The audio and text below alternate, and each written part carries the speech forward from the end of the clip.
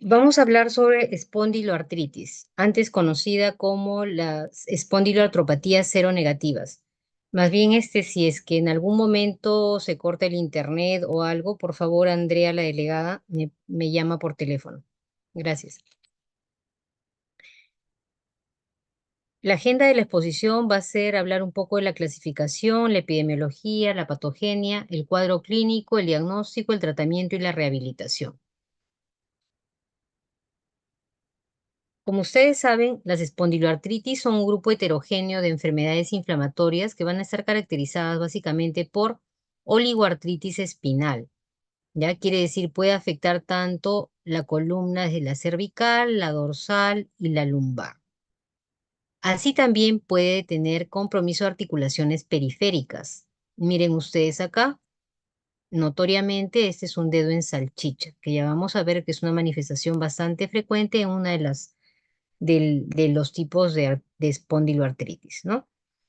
La presencia de entesitis también es importante. Acá vemos, este es una ecografía de un tendón de Aquiles en el eje largo, o sea, viéndolo longitudinal. Esto en ecografía vemos acá el borde del hueso que es un borde hiperecoico, que tiene una discontinuidad, que eso vendría a ser porque hay una erosión, ¿no? Y que tiene Doppler, quiere decir que es una erosión caliente o activa. Y esta es la zona de lentesis. Estas enfermedades son enfermedades en las que hay compromiso tanto de artritis como de entesitis. Las entesitis, o las entesis, perdón, son la zona de inserción de los ligamentos o los tendones a nivel del hueso. Entonces, ahí se va a producir el componente inflamatorio. Y si es muy inflamatorio, puede llegar a ser inclusive erosiones a nivel del hueso.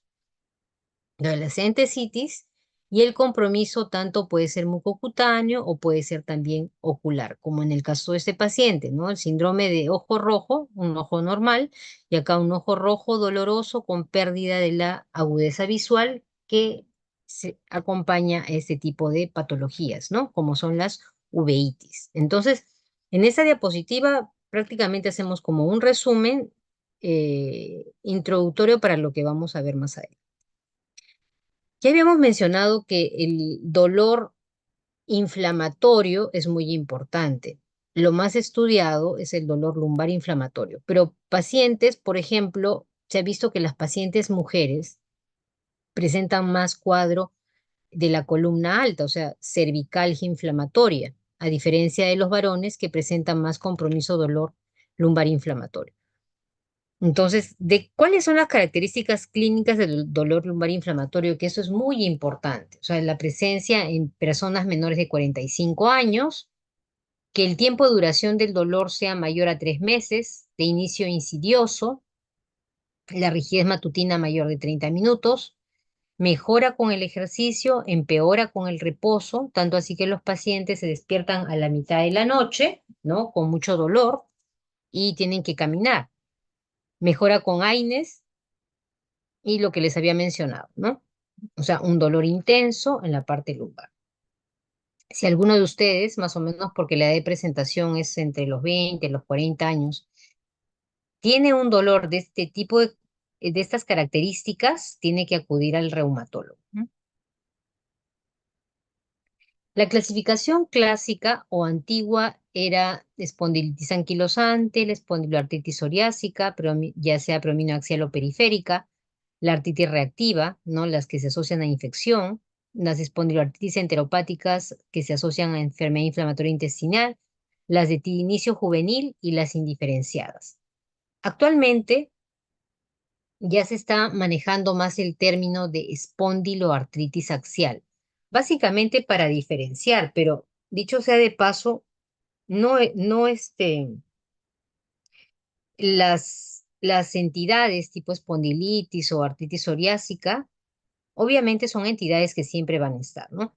Una manera de, de clasificar aquellas que eran difíciles de dar un nombre propio ha sido esa clasificación por el grupo europeo, ¿no? Espondiloartritis axial, que puede ser con compromiso radiográfico o no radiográfica, pero ya con hallazgos de sacroileitis en resonancia magnética o con exámenes como el HL27 positivo o criterios clínicos, ¿no?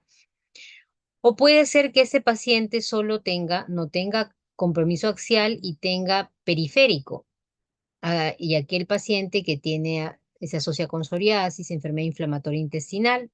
Cuando hablo de enfermedad inflamatoria intestinal me estoy refiriendo a colitis ulcerativa o enfermedad de Crohn, ¿no?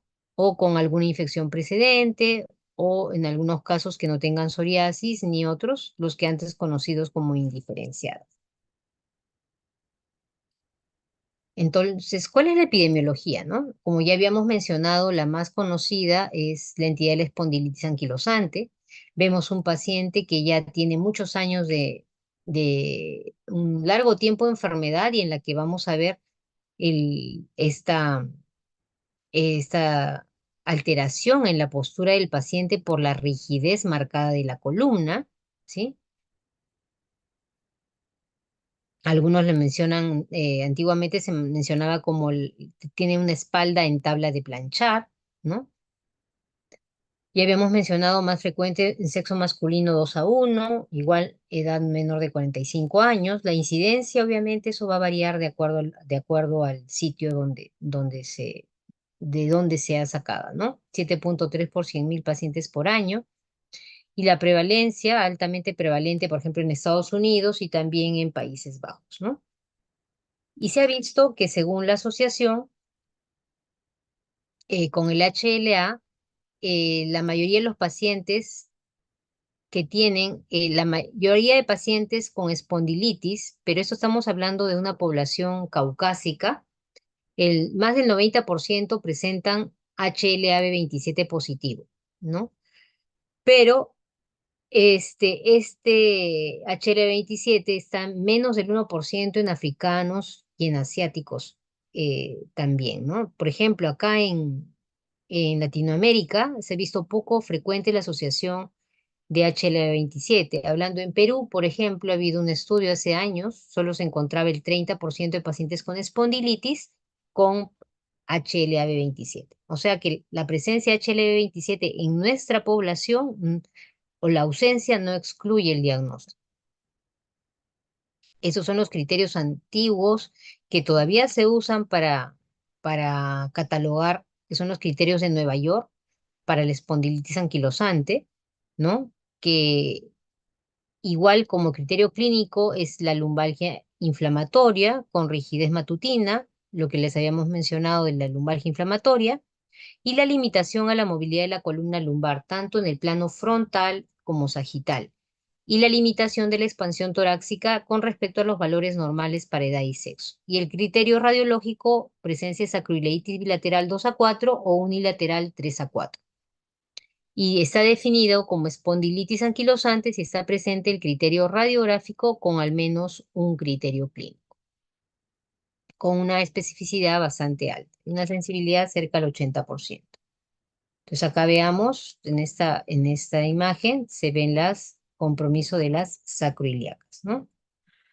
Entonces, otra de las patologías que están dentro de las espondiloartritis es la artritis psoriásica.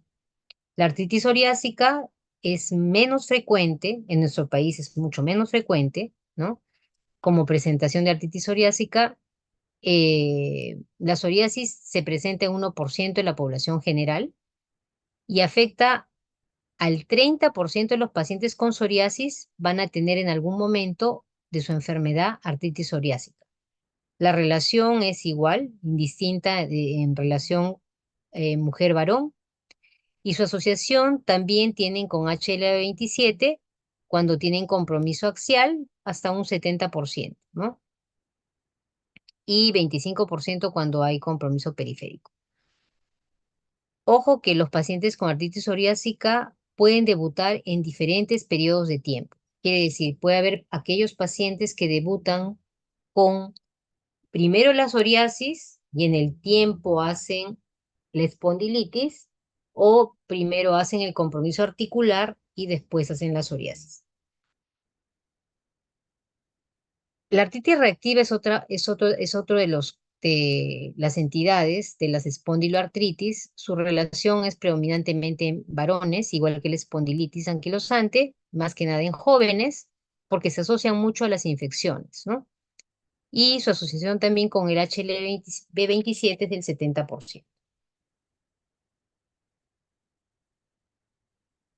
Las espondiloartritis asociadas a la enfermedad inflamatoria intestinal, ¿no? Que son casi un 4 a un 6,4%, tiene una incidencia de 0,6% por año de las espondiloartritis.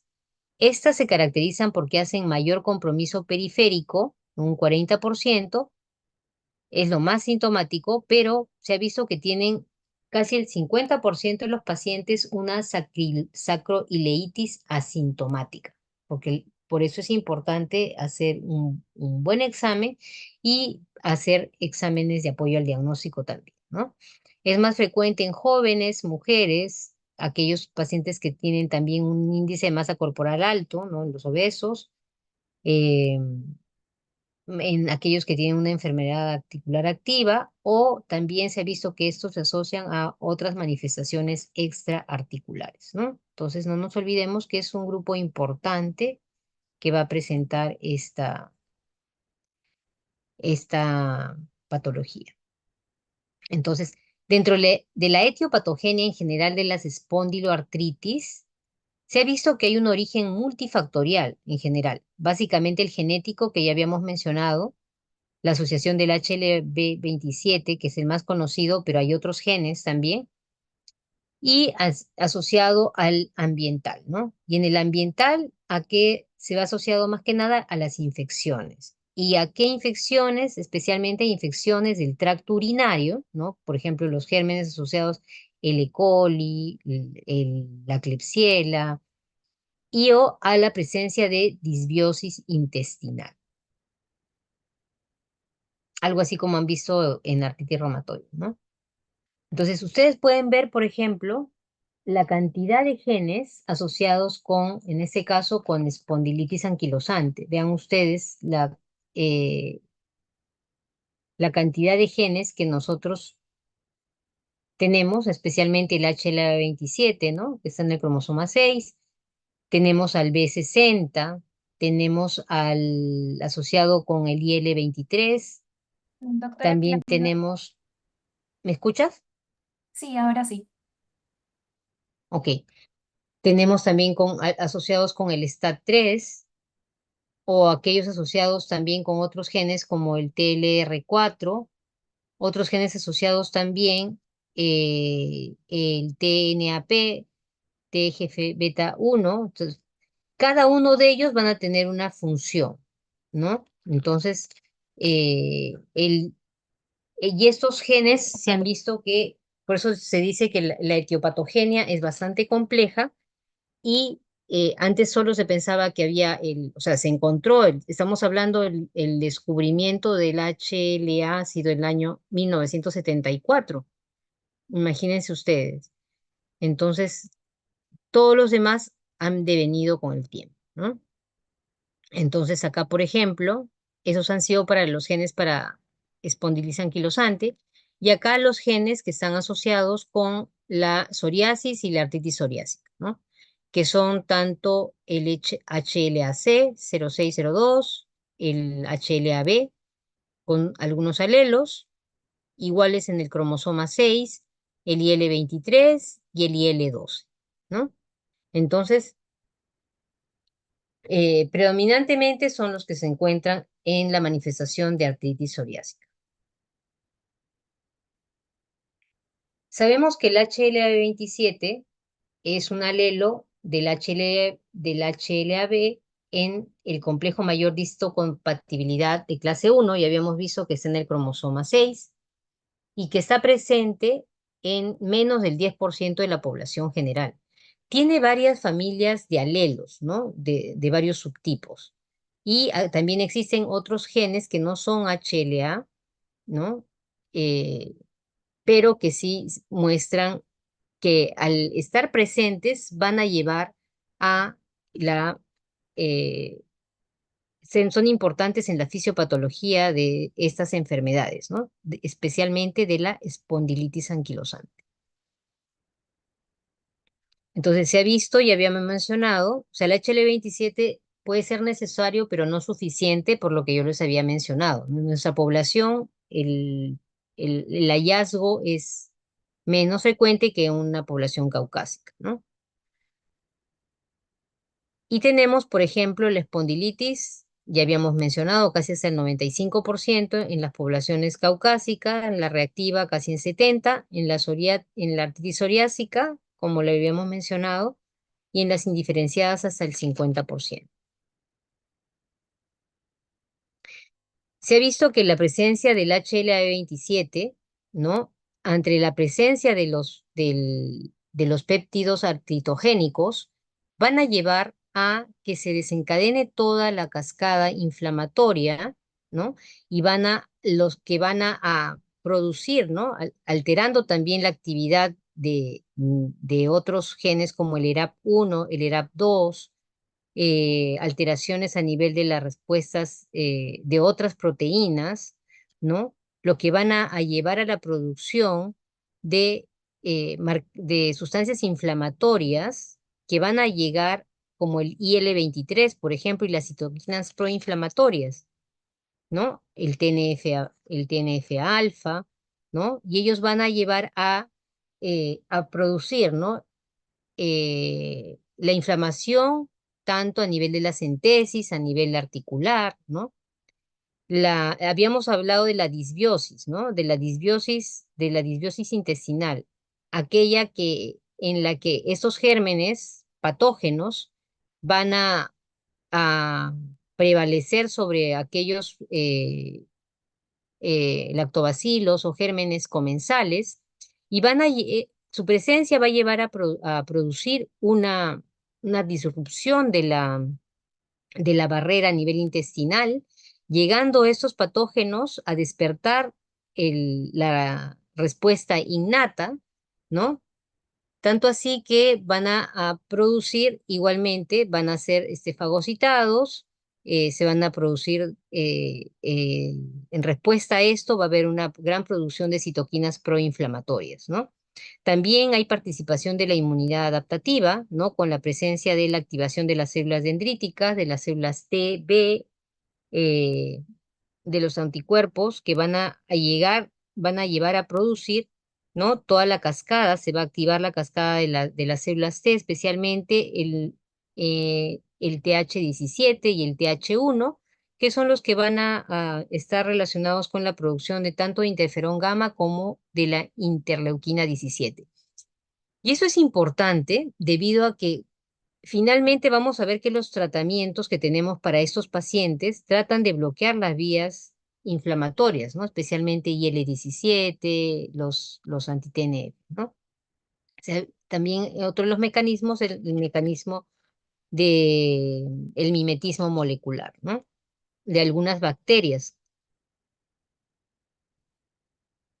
Entonces, tenemos un caso, por ejemplo, de un paciente de 26 años, la edad de casi de la mayoría de ustedes, sin antecedente de importancia, pero acude con una historia de un dolor lumbar crónico, estamos hablando de crónico, más de 3 meses, que no se irradia, pero que se incrementa con el reposo, ¿no? Tiene adicionalmente un dolor glúteo alternante y asociado a rigidez matutina. Este paciente se automedica con AINES y nota una mejoría parcial. Recordemos que es muy importante, muchos de estos casos la mayoría de las espondiloartritis tienen un retardo del diagnóstico casi de 8 a 10 años. Entonces, por eso es importante que a nivel primario, es decir, desde médicos generales, nosotros debemos saber distinguir bien una lumbalgia inflamatoria de una lumbalgia mecánica, que ya lo hemos visto en las primeras diapositivas. Eso es muy importante, porque si mi paciente tiene una lumbalgia inflamatoria, muy probablemente es un paciente joven y cumple todas las características de la lumbalgia inflamatoria, ese paciente tiene que ser derivado rápidamente a el especialista, al reumatólogo. Entonces, acá vemos, por ejemplo, saltándonos un poquito esto es de psoriasis, pero vean la influencia de la, ya habíamos hablado de IL-17, pero hay una interacción con la IL-23 también, que va a producir tanto proliferación de los queratinocitos y toda la cascada inflamatoria, ¿no? Con TH17, que llega a la clínica que vamos a ver todos, ¿no? Entonces, el cuadro clínico, ya habíamos visto, es la lumbalgia inflamatoria, la artritis periférica, ojo, que generalmente es oligoartritis. Algo importante es que cuando ustedes han hablado de síndromes articulares, por ejemplo, la artritis reumatoide es, un síndrome de una poliartritis crónica simétrica. Cuando nosotros hablamos de las espondiloartritis, tenemos a los cuadros, van a ser los síndromes de oligoartritis, también crónica, pero es asimétrica, como ustedes van a ver acá. ¿No? Tenemos, miren ustedes, hay una gran tumefacción de esta rodilla, ¿no? Y generalmente hago énfasis en la artritis reumatoide, que se compromete más, se comprometen las manos, ¿sí? O sea, el compromiso más, si recontamos las articulaciones, el mayor recuento articular de artritis reumatoide está en el miembro superior, ¿no? Porque estamos en las manos, las muñecas, los codos, los hombros, ¿sí? Ahí nos hace el mayor recuento articular que tenemos. En cambio, en las oligoartritis, en nuestro mayor compromiso y como debutan los pacientes son con oligoartritis, pero de miembros inferiores. O sea, esas son diferencias muy importantes que clínicamente ya nos tienen que estar dirigiendo a nuestro diagnóstico. También va a haber compromiso en la pared torácica, obviamente por a las articulaciones costocondrales. Entonces, por eso se va a producir dolor también. Y las entesitis que ya habíamos mencionado, ¿no? Entonces, si ustedes ven, la entesis más afectada en las espondiloartritis va a ser la entesis que ya habíamos visto hace un momento de la inserción del tendón de Aquiles. Vean que las entesitis también se pueden ver. Vean ustedes la diferencia, ¿no? O sea, la diferencia de la derecha con la izquierda, bastante tumefacta y a la palpación también es dolorosa, ¿no? Y hemos visto al inicio una ecografía que nos está viendo esta zona de entesis que está muy inflamada. Ok, entonces el cuadro clínico yo creo que es bastante claro. Ahora, cuando tenemos pacientes con espondilitis anquilosantes, nosotros tenemos que hacer la clinimetría. ¿Y qué cosa es lo que vamos a ver nosotros? ¿Qué vamos a medir? ¿Qué nos interesa ver para el seguimiento, ¿no? Es la distancia del occipucio, que es la parte más prominente de acá de la zona del cráneo, con la pared. O sea, la distancia occipucio-pared, ¿no? Obviamente con el paciente parado, sin zapatos, con los pies apoyados a la pared. Entonces, y también la distancia del trago a la pared. Eso se mide. Eso para nosotros se llama clinimetría y cuando hacemos la evaluación, hay una evaluación que ustedes la pueden leer o se va registrando donde dice el BASMI, es la metrología en espondilitis anquilosante. También este es el goniómetro, se los presento si es que no lo conocen. Este goniómetro es un aparatito que nos ayuda a poder medir los rangos articulares, muy importante, o sea, para todas las articulaciones. Entonces, en este caso, nosotros lo vamos a poner acá en cero. Estamos evaluando a nuestro paciente, ¿sí? Entonces, el paciente está sentado, ponemos el goniómetro, ¿no? Y vamos a girar, el paciente va a girar. Entonces, este brazo se queda fijo y el que va a girar es este. Y al girar, nosotros vamos a estar delimitando el rango de rotación, que es eh, de donde el paciente empezó, que es de acá, hasta donde el paciente termina, ¿no? Este rango de rotación, que en este caso aproximadamente es 45 grados, ¿no? Entonces, esa es la rotación cervical. El test de Schober es muy importante en los pacientes, está dentro de los criterios también que habíamos mencionado de los criterios Nueva York, ¿no?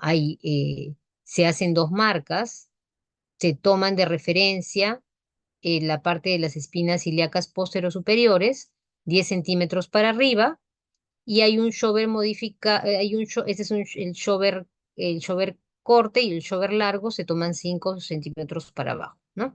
Se hace flexionar la columna al paciente y lo normal es que el paciente, la distancia de mi cinta métrica sea de 15 centímetros, o sea, de 10 vaya hasta 15 o más.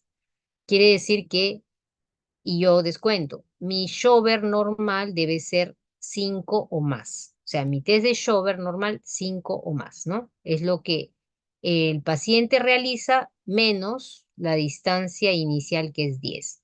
Si, por ejemplo, mi paciente tiene una limitación del movimiento, probablemente no sea 15, sea 13. O sea, 13 menos 10, mi shower será 3 centímetros, ¿no? Que es patológico.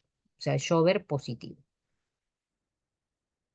Ok, eso es lo mismo que les mencionaba. Entonces, tener en cuenta la medición. Otra de las medidas, como ya les había mencionado, es la expansión torácica. Medir la expansión torácica, ¿no? Se le hace una expiración profunda y después una inspiración profunda y vamos a ver del cuánto discurre del punto que nosotros hemos marcado. Acá no está nuestro punto y cuánto nosotros tenemos. Esa vendría a ser nuestra expansión torácica.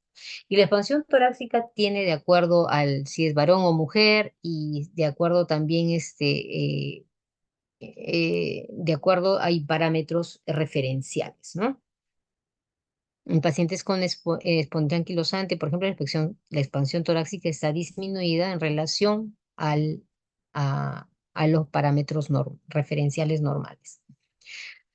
También nosotros sabemos de que esos pacientes van a tener disminución o alteración a nivel de la flexión, no solo del anterior, sino también lateral. Entonces, una manera de evaluar es la flexión lateral lumbar, ¿no? Se le hace tanto del lado derecho como del lado izquierdo. Paciente derecho, se mide del tercer dedo hasta el piso, ¿no? Y después lo que hacemos es hacer la flexión del paciente y nuevamente se le mide esa distancia y se ve cuánto es lo que el paciente ha podido realizar, ¿no?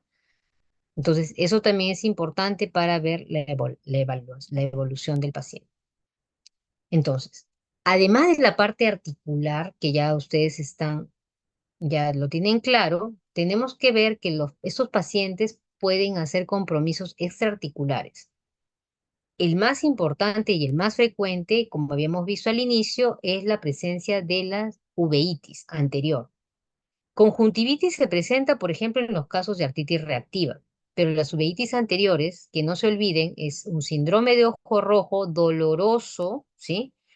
Ese es agudo, o sea, síndrome de ojo rojo doloroso, hasta casi un 35% de pacientes y con disminución de síndrome de ojo rojo doloroso, agudo, con disminución de la agudeza visual clínicamente, eso es una uveitis, ¿sí? Ya por el grado de inflamación tan marcado, por el grado de inflamación tan marcado, se verá que puede producir sinequias posteriores e inclusive puede llevar a glaucoma, ¿no? En la parte cardiovascular, estos pacientes pueden hacer también aortitis ascendente, llevándoles a una insuficiencia de la válvula aórtica. Entonces, si yo hago mi plan de trabajo de este paciente, basalmente le tendré que pedir de todas maneras un ecocardiograma, ¿ya? También pueden hacer trastornos de conducción. Entonces, también un electrocardiograma. Pueden hacer cardiomegalia, pueden hacer pericarditis en menos frecuencia e inclusive infarto al miocardio. A nivel del pulmón, a diferencia con las enfermedades difusas del tejido conectivo, los pacientes con las espondiloartritis, especialmente espondilitis anquilosante, pueden hacer fibrosis a nivel de los ápices, ¿no? Recordemos que la fibrosis en las enfermedades difusas del tejido conectivo, conocidas como artritis reumatoide, lupus, como esclerosis sistémica o dermatomiositis, generalmente la fibrosis o la enfermedad pulmonar intersticial se presenta a nivel de las bases. Ahora también puede producir engrosamiento de la pleura o también de la pared de los bronquios. Pero lo más típico, digamos, es la fibrosis apical, ¿no? Pero que no es muy frecuente, ¿no? Casi menos del 1% de los pacientes lo realizan. A nivel gastrointestinal, los pacientes con espondiloartritis, ¿no? Pueden presentar también enfermedad inflamatoria intestinal. Pueden hacer también compromiso de la espondilitis de nefropatía por IgA, pueden hacer amiloidosis, pueden hacer inclusive glomerulonefritis. De la afección del sistema nervioso, estos pacientes pueden hacer fracturas vertebrales. Mucho ojo porque recordémonos que en la fisiopatología de estas enfermedades hay un componente inflamatorio, una cascada inflamatoria bastante severa. Y esa cascada inflamatoria va a llevar a que esos pacientes tengan mayor resorción ósea. Quiere decir que independientemente de que ellos puedan, eh, cuando yo les hago una densitometría, aparentemente esos pacientes pueden tener una densidad mineral ósea normal. Aparentemente sí. ¿Por qué? Porque debido al gran componente inflamatorio, hay una desmineralización que no está bien evaluada por densitometría debido a la presencia de sindesmofitos, de otras calcificaciones que se van a ir produciendo en este tipo de patologías. Y esto puede llevar a fracturas vertebrales. Pueden tener subluxaciones tanto en el nivel C1, C2 y también el síndrome de la Caudequín. Entonces, los diagnósticos, cuadro clínico, muy importante, lumbalgia inflamatoria, ¿no? Las imágenes y el laboratorio, como les había mencionado, van a formar parte para complementar el cuadro clínico y nos van a llevar al diagnóstico, ¿no? Entonces, en imágenes, si yo tengo mi paciente del caso que tenía dolor lumbar y también tiene dolor a nivel glúteo alternante, recordémonos que si ustedes recuerdan la anatomía, a nivel de la zona glútea tenemos las articulaciones sacroiliacas, ¿no? Entonces, por eso es que los pacientes se quejan de un dolor a nivel de ese lado. Generalmente en la espondilitis anquilosante el compromiso sacroiliaco es usualmente bilateral, es simétrico y es progresivo. Entonces hay grados a nivel radiológico, ¿no? Del 0 al 4, siendo el 4 el severo cuando hay total anquilosis y el 0 que es el normal. El grado 1 cuando hay algunos cambios sospechosos, a veces no se detectan bien, el grado 2, cuando tenemos algunas áreas, tal vez con erosiones o esclerosis, pero sin alteración del espacio articular. Y el grado 3, ya de todas maneras vemos una alteración que ya es ya moderada o ya avanzada, también de sacroileitis, con presencia de tanto erosiones, esclerosis subcondral, puede haber zonas como de ensanchamiento o estrechamiento del espacio articular o con una anquilosis parcial, ¿no? Acá vemos las radiografías, ¿no? Acá tenemos el grado 4. Miren ustedes acá ya tenemos anquilosis total, no vemos las sacroiliacas. Acá veamos el grado 3, en las que ya hay esclerosis subcondral, hay zonas en las que hay mayor estrechez. Acá, por ejemplo, se ha anquilosado, pero parcialmente, ¿no? Acá hay total, ya no vemos articulaciones sacroiliacas. 4. El 3 puede haber anquilosis, pero parcial, ¿no? Acá en el 2 hay esclerosis subcondral, puede haber algunas erosiones. En el 1 es un poco más leve, ¿no? Y el 0 es normal.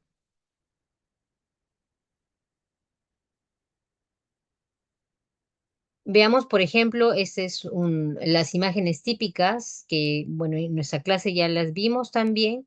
Esa es una columna cervical, pero acá nosotros podemos ver los indesmofitos, ¿no? Los indesmofitos, recordemos que son verticales, ¿no? Y se caracterizan porque son la calcificación de los ligamentos paraespinales, ¿no? O paravertebrales.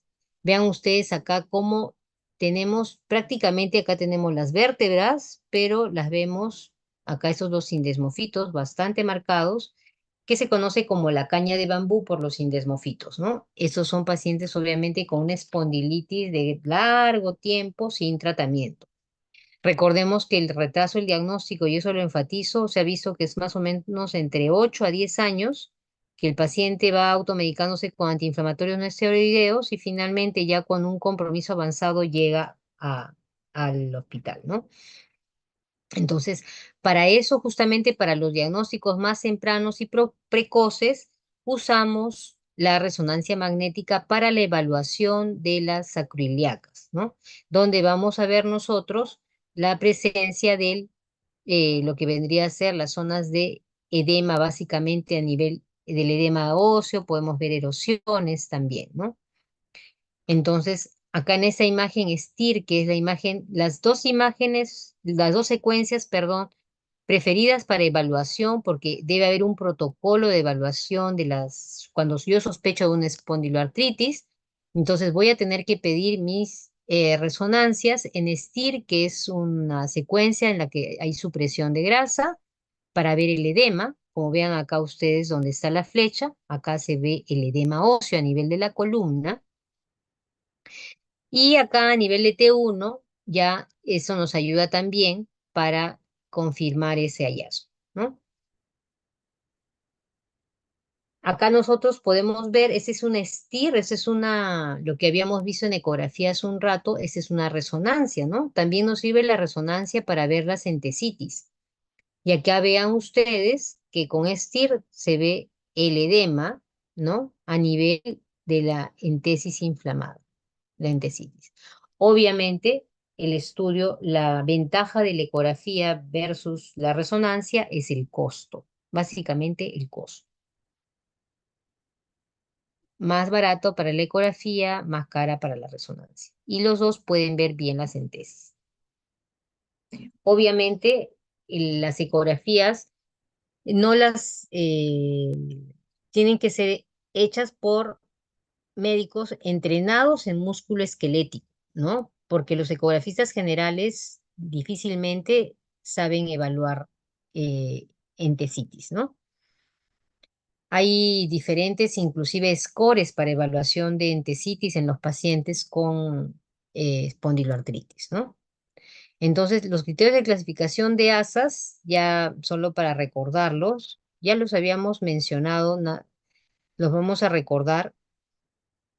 Para las espondiloartritis de compromiso axial, ya saben, dolor inflamatorio más de 3 meses en un paciente menor de 45 años. Con sacrileitis en imágenes, ¿no? Más uno o más características de espondiloartritis. ¿Qué puede ser? El dolor inflamatorio, ¿no? Presencia de artritis, entesitis, especialmente a nivel de los tobillos, uveitis, dactilitis, psoriasis, enfermedad intestinal como colitis ulcerativa o Crohn, buena respuesta a AINES, historia familiar de espondiloartritis. No se olviden de hacer una buena historia porque es muy frecuente que esto sea bastante, como hemos visto, la influencia de la presencia de los genes.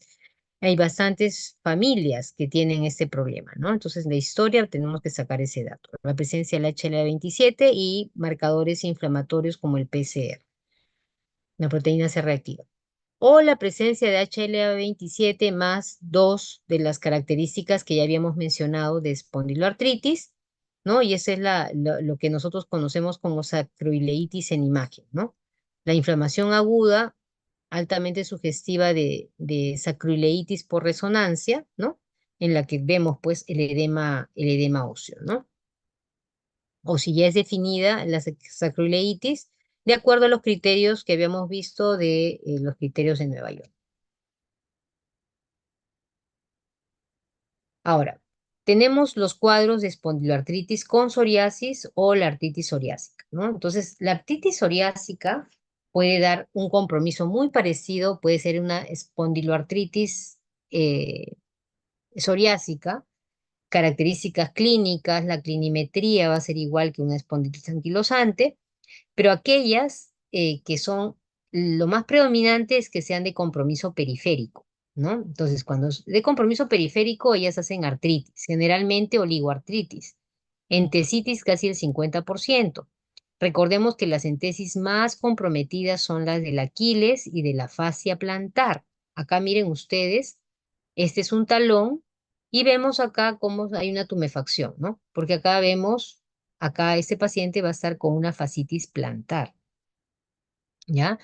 Acá la presencia de dactilitis, que ya habíamos visto en la imagen, ¿no? Los dedos en salchicha, acá la vemos, y acá vean este dedito también, la dactilitis, ¿no?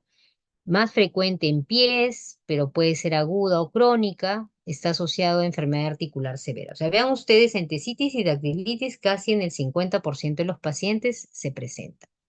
Ojo que la dactilitis es una característica bastante,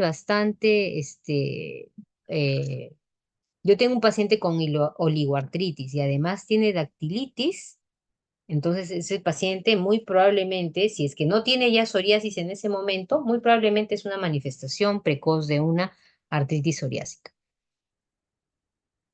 Entonces vean ustedes acá, lo mismo que les había presentado inicialmente, la entesitis por ecografía, que se ve bastante bien. Pueden ver a nivel axial, la sacroileitis unilateral es más común. Esa también es una característica. O puede ser bilateral, similar a espondilitis anquilosante. Entonces, la espondilitis anquilosante es más frecuente que sea una sacroileitis bilateral. En cambio, en la psoriasis es más frecuente unilateral. Y algo muy importante, que es mucho más frecuente también, es el compromiso de las uñas. Miren ustedes al paciente, ¿no? Algunos dirán, puede tener acá una onicopatía por una dermatomicosis, una onicomicosis, por eso solo se describe. Ojo, cuando ustedes vean un paciente, cuando hagan la historia clínica, tenemos que describir las uñas. Y como les mencionaba en el grupo también, la mano de un paciente reumático es, nos da mucha información clínica. Adicionalmente, las uñas también. Tenemos que buscar ahí cuadros, inclusive de hemorragias en astilla, tenemos que ver los pitting que se ven acá en la psoriasis, ¿no? O sea, son unos punteaditos, como unos agujeritos a nivel de las uñas, que es patológico cuando tenemos más de 10, ¿no?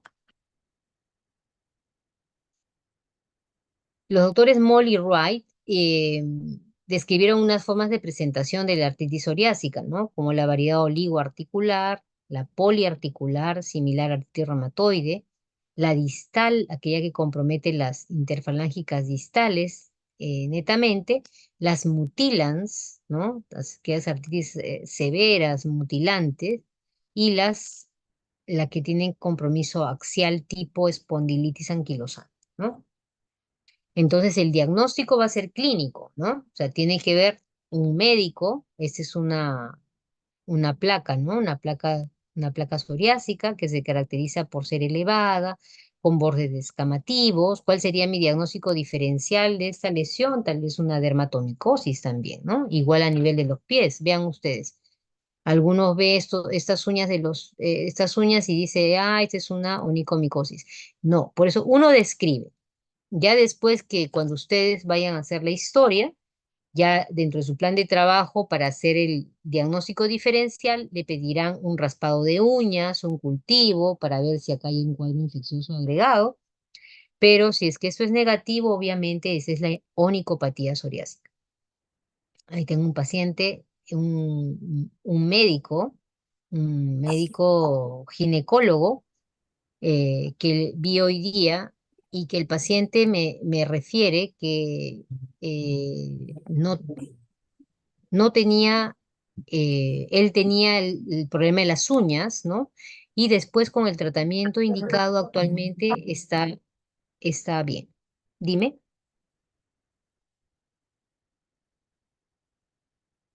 ¿Alguien me quiere mencionar algo?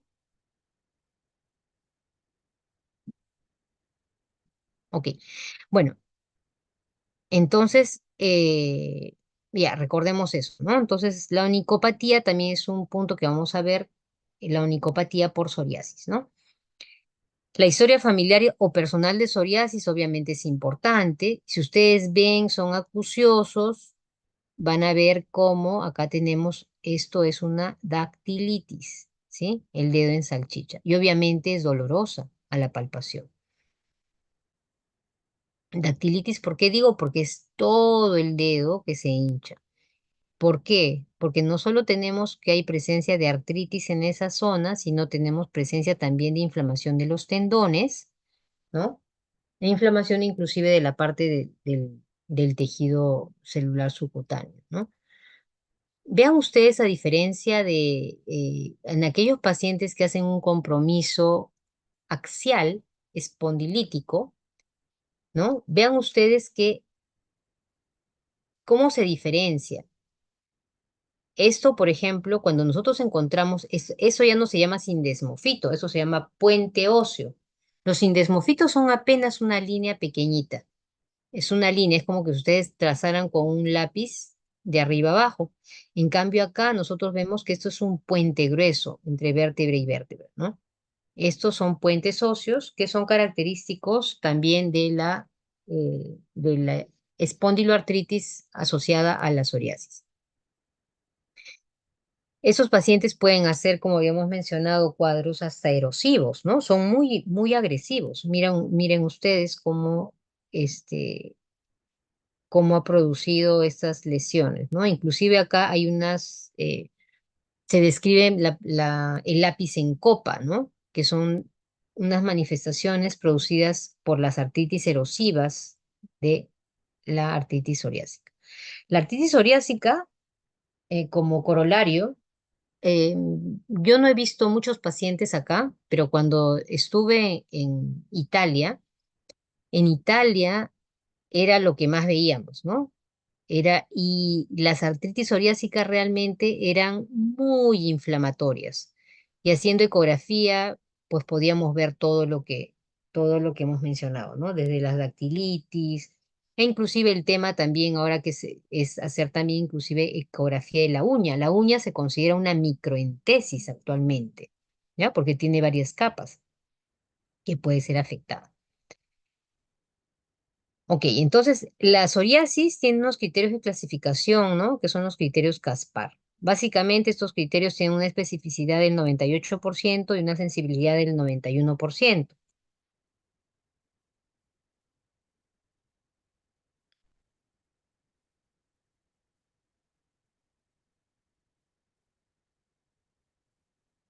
Ya, entonces acá tenemos, el criterio es evidencia de psoriasis. La distrofia en las uñas, ¿no? Ya sea con onicolisis, el pitting, perdón, la hiperkeratosis, como les habíamos mencionado, ¿no? Cada uno va dando una puntuación. Sea factor reumatoide negativo, obviamente, ¿sí? Tenga dactilitis, ya sea como una historia de dactilitis de acuerdo a la evaluación de un reumatólogo o presenta actualmente una tumefacción de todo el dedo, ¿no? Al examen físico. Y a nivel radiográfico, evaluar la formación de nuevo hueso, como hemos visto, ¿no? Alrededor de los márgenes, de los, eh, de los márgenes articulares, ¿no? Los pacientes, ellos hacen bastante periostitis, este tipo de pacientes, ¿no?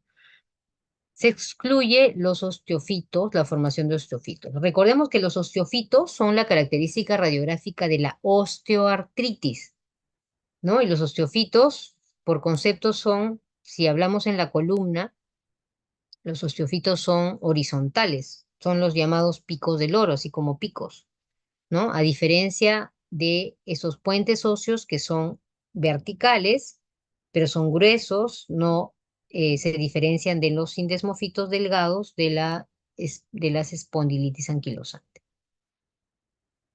¿Ok? Acá es lo que les había mencionado, ¿no? Hay pacientes que llegan a hacer compromisos periféricos con anquilosis, hacen erosiones, hay resorción de la articulación, ¿no? Eh, van a ver ustedes sus atlas, el, eh, que en la que se produce estas alteraciones. Igual acá. Vean ustedes y cómo hay crecimiento de hueso, que esto no es osteofito, pero esto se llama periostitis, ¿no? Ya les habíamos mencionado, acá también puede haber sacroileitis, vean, ¿no? Hay disminución del espacio, hay esclerosis subcondral, también hay compromiso. Recuerden que estas pacientes hacen oligoartritis de miembros inferiores. Quiere decir que aparte de la sacroileitis, van a hacer compromiso a nivel de caderas, como en este caso hay una disminución del espacio articular con una esclerosis subcondral que es por una osteoartritis. Acá igual, de ambas caderas también pueden hacer compromiso de rodillas y pueden hacer compromiso de tobillos, ¿no? O sea, en caso de que fuera artritis, ¿no? La artritis reactiva. La artritis reactiva es una inflamación aséptica que puede ser mono o poliarticular. Obviamente, producido después de un proceso infeccioso y tiene un periodo de latencia variable. Al inicio de la clase habíamos hablado de bacterias intracelulares, por ejemplo, enteropatógenos, como el Escherichia coli, la Klebsiella, los uropatógenos como el E. coli, los enteropatógenos como la Shigella, los virus, hay parásitos también, ¿no? Y generalmente su clínica va a ser una artritis simétrica que vaya a ser progresiva. Igual, esta es predominantemente en miembros inferiores, puede también tener entesitis y o dactilitis. Pero ojo que esas artritis reactivas también requieren descartar otra enfermedad como las enfermedades difusas del tejido conectivo. Recordémonos que eh, los cuadros infecciosos generalmente pueden disparar varios tipos, o hacen artritis reactivas o hacen enfermedades difusas, tipo lupus, tipo artritis reumatoide, otra enfermedad, ¿no? Eso lo hemos visto muy bien con el advenimiento del COVID, por ejemplo, ¿no? El COVID ha desatado una cantidad de autoinmunidad, o sea, pacientes que no, probablemente genéticamente predispuestos, que han llegado a despertar autoinmunidad después de una infección COVID, ¿no? Entonces la evolución es autolimitada con recuperación en menos de 6 meses, ¿ya? Se recuperan, pero esa es cuando es autolimitada. Hemos visto pacientes que hacen cuadros crónicos y recurrentes, ¿no? Entonces, esos pacientes, por ejemplo, he visto algunos pacientes que han iniciado con cuadros de artritis reactivas, por ejemplo, muy frecuentemente por infecciones de enfermedades de transmisión sexual, ¿no? Especialmente los hombres jóvenes. Esos pacientes que hicieron cuadros de infección de transmisión sexual, es muy probablemente que actualmente ese cuadro se haya hecho crónico y actualmente ese paciente ya de la artritis reactiva que tuvo, actualmente ya tiene una espondilitis anquilosante, ¿no? Con todos los criterios que uno pueda a, me- a definir. Ya les había mencionado de la espondiloartritis asociada a las enfermedades inflamatorias intestinales que se asocian a Crohn y a colitis ulcerativa. Esos pacientes se pueden presentar también con uveitis, pueden hacer inclusive escleritis, pueden hacer eritema nodoso. No nos olvidemos, el eritema nodoso es una presentación cutánea, es una paniculitis que generalmente es en miembros inferiores y en nuestro medio se asocia mucho a tuberculosis, mucho ojo. Y también puede formar parte de varios tipos de vasculitis sistémica. ¿Ya? Entonces, tipos de compromiso de este tipo puede ser o oligoarticular de medianas o grandes articulaciones, perdón, en miembros inferiores. Generalmente va a ser de inicio agudo y autolimitado, sin daño articular, generalmente asimétrico, como la mayoría o sea, como casi todas las espondiloartritis. La del tipo 2 va a ser poliarticular, simétrico, con compromiso de miembros superiores, persistente, ¿no? Y va a haber un daño articular, o sea, esa sería la parecida a la artritis reumatoide, ¿no? Y la axial es en la que vamos a encontrar sacroileitis, casi un 50%, que puede ser subclínica, pero puede llegar a la anquilosis, ¿no? Hasta en un 10%. Entonces, cuando evaluemos un paciente con enfermedad inflamatoria intestinal, siempre tenemos que evaluar la parte articular y axial, ¿no? Articular, periférica y axial. Ese es un resumen de las características clínicas de las espondiloartritis. O sea, ya hemos hablado de las cuatro, entonces más o menos para que ustedes se guíen, ¿no? La edad de inicio, generalmente entre los 20 y los 30 años, vean ustedes, ¿no? Pero recuerden que el retraso en el diagnóstico es muy importante, ¿ya? La presencia en jóvenes con vida sexual activa que hacen infecciones de transmisión sexual, hacen frecuentemente artritis reactiva, pero eso puede devenir en espondilitis. La relación varón-mujer generalmente es a predominio de la espondilitis y de la artritis reactiva. En psoriasis es 1-1 y en la de intestinal es predominantemente varones, pero de 2-1. El compromiso articular periférico, ¿no? Más frecuentemente hacen compromiso articular periférico marcadamente la artritis psoriásica, ¿no? Y también la artritis reactiva. Menos frecuentemente en las otras, ¿no? En cambio, el axial, obviamente, 100% en espondilitis y también en artritis reactiva, ¿ya? En psoriasis, 50%, ¿no?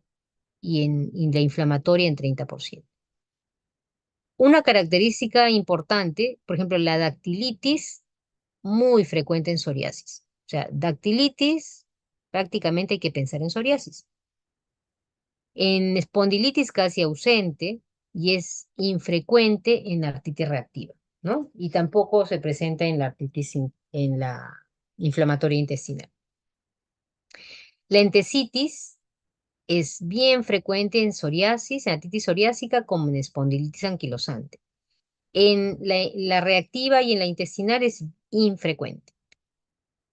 La psoriasis se puede presentar, miren, en todas, en cualquiera puede tener algo de psoriasis, ¿no? Pero 100% pues en pacientes con artritis psoriásica, ¿no? Que obviamente esos pacientes tienen un compromiso de psoriasis más marcado. En cambio en espondilitis y en las otras solo un 10%. Lesiones en uñas también casi cerca a un 90% en artritis psoriásica, infrecuente en las otras espondiloartritis. Y el HLA27, como les había mencionado, más frecuente en la espondilitis anquilosante y en las reactivas, y menos frecuente, casi en 40-50 en psoriasis y en la enfermedad inflamatoria intestinal. Entonces, yo creo que este cuadro es muy importante porque está resumiendo lo que ya hemos ido hablando hasta hace un rato.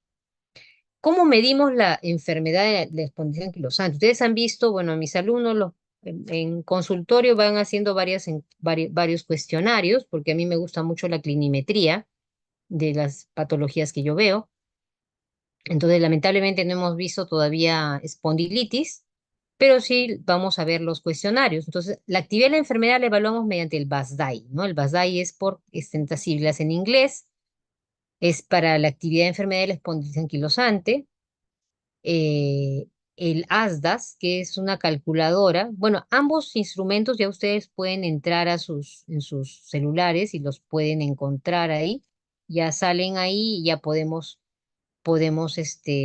nosotros lo hacemos en consultorio en formularios en papel, pero también se puede hacer en formulario, llenar los datos que nos dice el paciente que son clínicos, en este caso acá, igual que en el DAS 28 de artritis reumatoide, nos piden estudios como PCR. Entonces, y esto nos va a delimitar la enfermedad, así como ustedes han visto en artritis reumatoide, como si está en remisión, de actividad leve, moderada o severa, ¿no? Para evaluar la funcionabilidad, hacemos esa encuesta que es el BASFI, ¿no? Es un índice funcional, ¿no? Tienen 10 preguntas, vamos a ver ahorita los cuestionarios, y el HAQ, que es el cuestionario de salud, en este caso S, porque está modificado para las espondiloartritis. Entonces acá están las preguntas para el BASDAI, ¿no? Este cuestionario es de la última semana, todo lo que la última semana ha tenido el paciente, ¿no? Entonces son 6 preguntas, por ejemplo, ¿cómo describiría el grado de fatiga o cansancio que ha tenido? Cero, ninguna, y muchísima es como 10, ¿no? Igual, ¿cómo describe el dolor de la espondilitis en cuello, espalda o cadera? Del 0 al 10. El dolor o hinchazón de otras articulaciones diferentes al cuello, a la espalda, 0 al 10. ¿Cómo describiría a nivel global el malestar que ha tenido en cualquier área dolorosa al tacto o presión? Igual, como ninguna o muchísima. ¿Y cómo describiría a nivel global la rigidez matutina que ha tenido desde el momento en que se levanta, ¿no? Que eso es importante. ¿Y cuánto dura la rigidez matutina en el momento que se despierta? Acá está evaluado en horas, en media hora, 1 hora y media, 2 horas o más, y de acuerdo a eso da un puntaje. La puntuación, esto es, no es tanto que voy sumando, tiene una manera de puntuar que en práctica espero que la puedan realizar. Y ese es el BASFI, igual, es la funcional, ¿no? Cómo el paciente se puede colocar las medias, flexionar el cuerpo, extender la mano, un anaquel, levantarse de una silla, levantarse del piso, permanecer parado sin apoyarse. Deme un minutito, por favor.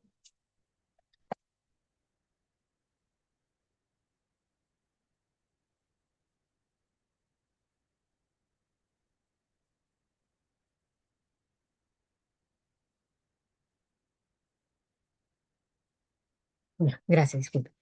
Entonces, levantarse del piso sin ayuda, estando recostado a la espalda, subir escalones, ver alrededor de su hombro, realizar las actividades físicas normales, realizar un día completo de actividades. Entonces, ¿y para qué nos ayuda eso? Nosotros es importante para ver si los tratamientos que nosotros estamos dando están funcionando con el paciente. Si el paciente, por ejemplo, estaba 10 en todo, a su siguiente control en 3 meses, si yo he iniciado un tratamiento diferente, espero que mi paciente haya mejorado, ¿no? O sea, no debe estar en 10, estará en 5, estará en 0, que sería excelente, ¿no?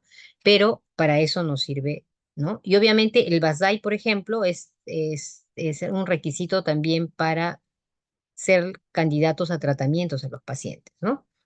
Entonces, ¿cuáles son los objetivos del tratamiento de estos pacientes? Controlar signos y síntomas, o sea, la actividad de la enfermedad, que ya sabemos cómo la vamos a valorar, ¿no? Mediante el BASDAI o el ASAS. Evaluar el dolor, obviamente con el EVA de dolor, ¿no? La rigidez matutina, la fatiga, hay escalas de fatiga también, mejorar la función, ¿no? La movilidad espinal, la actividad y participación, cómo el paciente si el paciente regresa al trabajo, reducir o prevenir el daño estructural, tanto de articulaciones periféricas, axiales, de la centesis, y obviamente todo eso porque queremos mejorar la calidad de vida de los pacientes, que son pacientes jóvenes, ¿no? Pacientes que tienen familia o que quieren tener familia. ¿Cuál sería el algoritmo del tratamiento en las espondiloartritis? Recordemos que en todos los pacientes, educarlos a los pacientes, hacerles entender cuál es su diagnóstico, cuál es su pronóstico y la necesidad de que tienen que estar haciendo terapia física, rehabilitación, excelente si tienen grupos de soporte de pacientes, ¿no? Si hay enfermedad periférica o axial, el uso de antiinflamatorios no esteroideos son importantes, el uso de analgésicos, en algunos va a ser necesario la cirugía. Si hay compromiso periférico, usamos sulfasalacina, por ejemplo, o corticoides locales si queremos hacer infiltraciones. Y en aquellos pacientes que, por ejemplo, ya no tienen un compromiso axial, los anti-TNF son de primera línea si es que no han tenido respuesta a antiinflamatorios no esteroideos, ¿no? En el tratamiento de artritis psoriásica, como sabemos que es una enfermedad potencialmente severa, el tratamiento tiene que ser multidisciplinario. En general en todas las espondiloartritis, pero en la artritis psoriásica ir de la mano con el dermatólogo es muy importante, ¿no? Además que el mejor tratamiento tiene que ser con una decisión compartida. El paciente tiene que saber de la eficacia, seguridad y los costos de los tratamientos. Los reumatólogos tenemos que evaluar bien la parte musculoesquelética, la piel será para el tanto con el dermatólogo, ¿no? O sea, la unión, o sea, el manejo reuma-dermato y medicina física es muy importante, ¿no? El objetivo primario va a ser mejorar la calidad de vida, controlar los síntomas, prevenir el daño estructural, hacer que el paciente sea funcional y que participe socialmente, ¿no? Eso es muy importante en los pacientes con psoriasis, ¿no? Recuerden el gran impacto que tiene el compromiso de la piel en relación a su vida diaria, o sea, a su convivir con otras personas, ¿no? Esto tiene impactos inclusive psicológicos en el paciente y obviamente manejar las manifestaciones extraarticulares. Los pacientes con psoriasis son pacientes muy desobedientes, tipo los pacientes con diabetes, ¿no? Y muchas veces hacen diabetes también.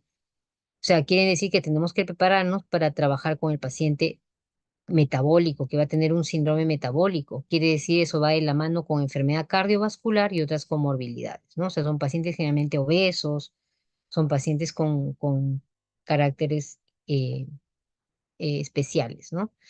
Entonces, en psoriasis sabemos que hay artritis periférica, axial, entesitis, dactilitis, piel y uñas. Entonces, de acuerdo a cada compromiso, nosotros vamos a ver si predomina la periférica.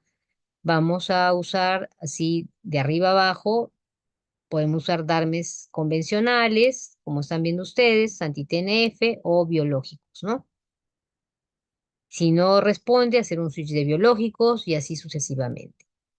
La fisioterapia es importante y los antiinflamatorios cuando hacemos compromiso axial y los otros biológicos, que en el caso de psoriasis ya no solo tenemos al TNF-alfa, al IL-17, al bloqueador de IL-17 y el IL-12-23, ¿no? Si hay entesitis igual, si hay dactilitis, si tenemos compromiso en la piel, el dermatólogo dará tratamiento tópico y nosotros daremos los DARMES, los biológicos. Y si hay compromiso de uñas, inclusive tanto tópico, también inclusive los biológicos están indicados para ello, ¿ya?